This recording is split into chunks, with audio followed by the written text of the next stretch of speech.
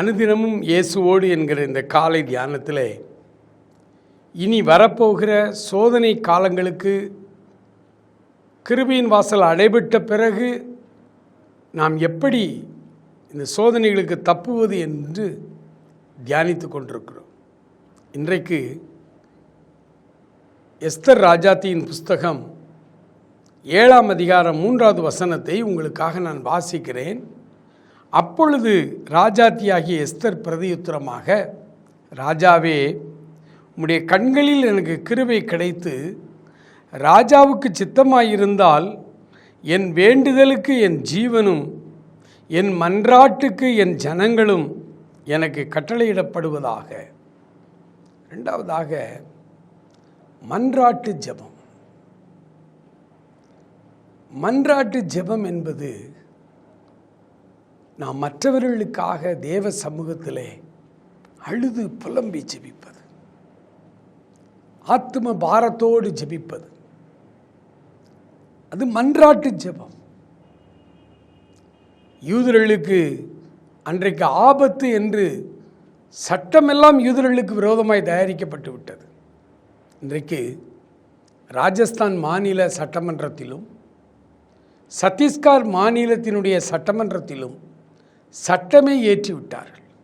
ஆதிவாசிகள் நடுவிலே, பழங்குடியின மக்களுக்கு நடுவிலே, அந்த ட்ரைப்ஸ் பீப்புளுக்கு நடுவிலே ஆண்டவருடைய ஊழியத்தை செய்தால் அது கட்டாய மதமாற்றம் என்று கேஸ் பதியப்பட்டு 10 ஆண்டுகள் 20 ஆண்டுகள் ஜெயில் தண்டனை, 5 லட்சம் 10 லட்சம் அபராதம், கொடுமையான சட்டங்கள் இன்றைக்கு ஒவ்வொரு சட்டமன்றத்திலும் இயற்றப்பட்டு கொண்டே வருகிறது.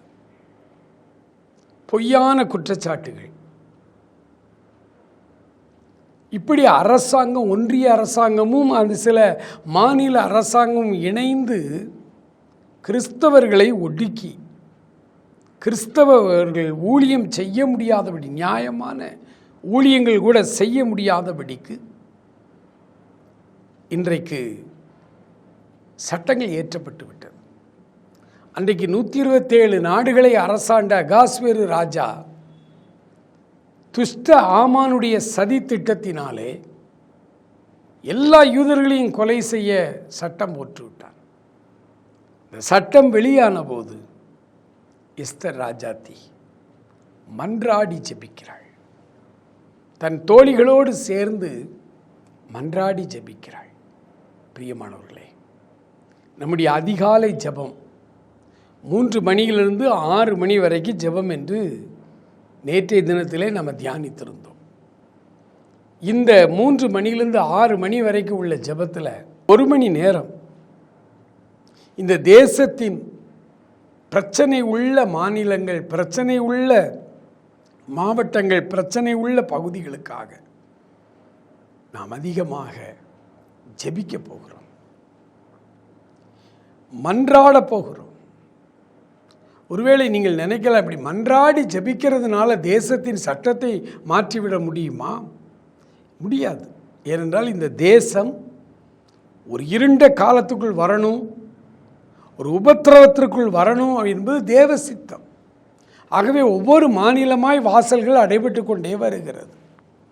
1964 எமில் அண்ணன் பாட்டு எழுதினாங்க, திறவுண்ட வாசல் அடைபடும் முன் நொறுங்குண்ட மனதாய் முன் செல்வோர் யார் என்று பாடினார்கள். அந்த பாடலில் ஏராளமான வாலிபர்கள் ஆண்டவருக்கு தங்களை அர்ப்பணித்து வட இந்தியா சென்றார்கள். ஊழியங்கள் இன்று வரை நடந்து கொண்டிருக்கிறது. ஆனால் இப்பொழுது வாசல் அடைபட்டு கொண்டே வருகிறது. ஆகவே இந்த காலகட்டத்தில் தமிழ்நாட்டில் இருக்கிற நாம் ஒவ்வொருவரும், அல்லது இந்த செய்தியை உலகமெங்கிலும் இருந்து நீங்கள் கேட்கிற தமிழர்கள் யாராயிருந்தாலும் சரி, மன்றாடி ஜெபிக்க வேண்டியது நம்ம மேல் விழுந்த கடமை. அப்போ மன்றாடி ஜெபிப்பதனாலே என்ன நடக்கப் போகிறது? சட்டங்கள் மாறாது, ஆட்சியாளர்கள் கொடுமையாகத்தான் இருப்பார்கள். ஆனால் ஆண்டவருடைய பிள்ளைகளாகிய கிறிஸ்தவர்கள் அந்தந்த மாநிலங்களே சிக்கி இருக்கிறார்கள். அவர்கள் பாதுகாக்கப்பட வேண்டும். அவர்கள் பாதுகாக்கப்படும் அளவுக்கு ஆண்டவர் சட்டங்களை மாற்றுவார். அவருடைய பிள்ளைகளை அவர் பாதுகாப்பார். அதற்கு நாம மன்றாடி தேவ சமூகத்தில் கதறி அழுது ஜெபிக்க வேண்டும். ஒருவேளை நம்முடைய சகோதரர்கள், நம்முடைய சகோதரிகள் ராஜஸ்தானிலோ சத்தீஸ்கரிலோ சிக்கி இருப்பார்களானால் நாம் அவர்களுக்காக எவ்வளவாய் ஜெபிப்போம் பாருங்கள். அதே போல நாம் அதிகமாய் ஜெபிக்க வேண்டும். சமீபத்தில் ஈரான் அமெரிக்க போர் ஆரம்பித்த புதுதில் துபாயில் குண்டு போட்டாங்க, அரபு எமிரேட்டில் குண்டு போட்டாங்க, ஷார்ஜாவில் குண்டு போட்டாங்கன்னு சொல்லி செய்திகள் வந்தது.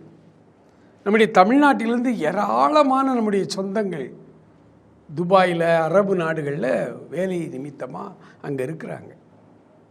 இந்த குண்டு போட்டாங்கங்கிற செய்தி வந்த உடனே எங்கள் ஆலயங்கள்லேயும் தனிப்பட்ட ஜெபக்குழுக்கள்லேயும் ஒரே ஜெபம், ஆண்டவரே எங்கள் பிள்ளைகள் அங்கே இருக்கியா, லோத் அங்கே உள்ளே இருக்கிறான், அந்த தேசத்தை அழிப்பீரோ அப்படின்னு ஆபிரகாம் மன்றாடினார். அதே போல் மன்றாட்டு ஜெபம் ஏறெடுக்கப்பட்டது. அதைவிட கொடூரமான ஒரு காலகட்டம் தான் ராஜஸ்தானில் சத்தீஸ்கரில் இருக்கிறது, மத்திய பிரதேசத்திலும் இருக்குது.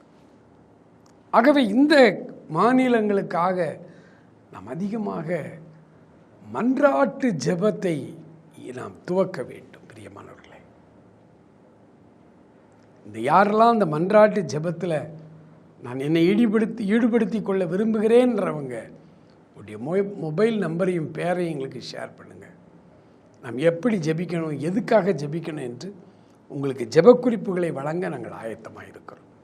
ஆண்டவர் தாமே உங்களை ஆசீர்வதிப்பாராக. ஆமென்.